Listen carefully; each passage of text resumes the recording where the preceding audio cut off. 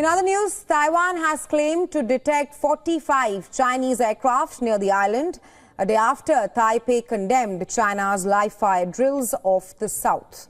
And this is the highest number of Chinese aircraft detected near the island this year. A Defense Ministry statement said that 45 Chinese aircraft and 14 warships were spotted near Taiwan in a 24-hour period.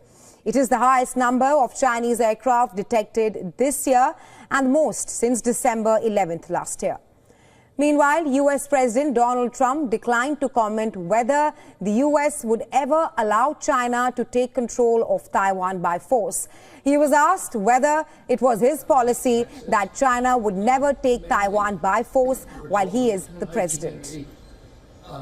There are two people. Who do they work for? Where are they? China will never take Taiwan by force. I never comment on that. I don't comment on anything because I don't want to ever put myself in that position. And if I said it, I certainly wouldn't be saying it to you. I'd be saying it to other people, maybe people around this table, very specific people around this table. So I don't want to put myself in that position. Trump was asked the question as China continued its show of force near Taiwan. On Wednesday, Taiwan had said that China staged a combat drill with aircraft and warships and announced live-fire exercises in an area about 40 nautical miles off the island's south.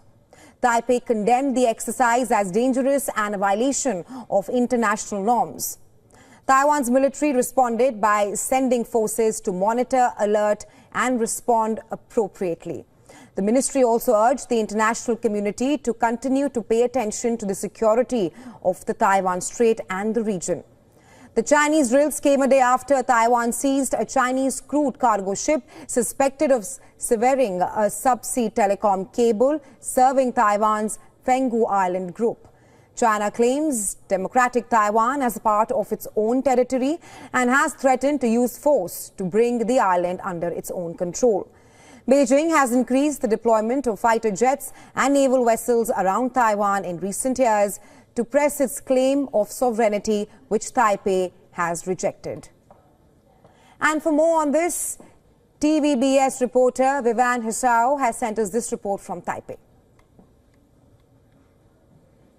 Remain high in Taiwan on Thursday, with the Defense Ministry reporting 45 sorties of PLA aircraft, along with 14 PLA Navy vessels and one official ship operating around the main island in the past 24 hours. Earlier today, Taiwan's Ministry of Foreign Affairs also condemned China's unexpected designation of a live-fire training zone just off our southern shores. In a press statement, they've called it a blatant violation of international norms and a direct threat to regional security. The ministry has urged China to exercise restraint and cease all military provocations immediately. Behind me, you can see a street in Taipei bustling with office workers heading to their jobs, a clear sign that daily life continues as usual, despite the escalating tensions. Taiwan's Ministry of National Defense reported that Chinese military vessels left the designated zone at 3:40 p.m. on Wednesday.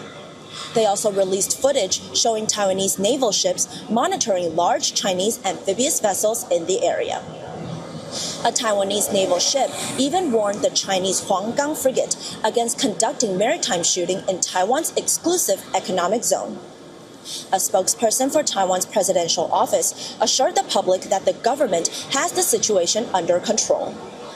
President Lai Ching-te has directed all relevant agencies to remain vigilant and closely monitor the situation. Meanwhile, Taiwan's Maritime Port Bureau has been issuing hourly advisories to ships, urging them to avoid the live-fire training zone. China's actions have also drawn criticism from Australia, where lawmakers slammed Beijing's lack of transparency in notifying live-fire exercises. China's Ministry of Defense has defended its actions, claiming the drills comply with international law and do not affect aviation safety. But as tensions rise, Taiwan's government and international observers remain watchful, urging China to adhere to international norms.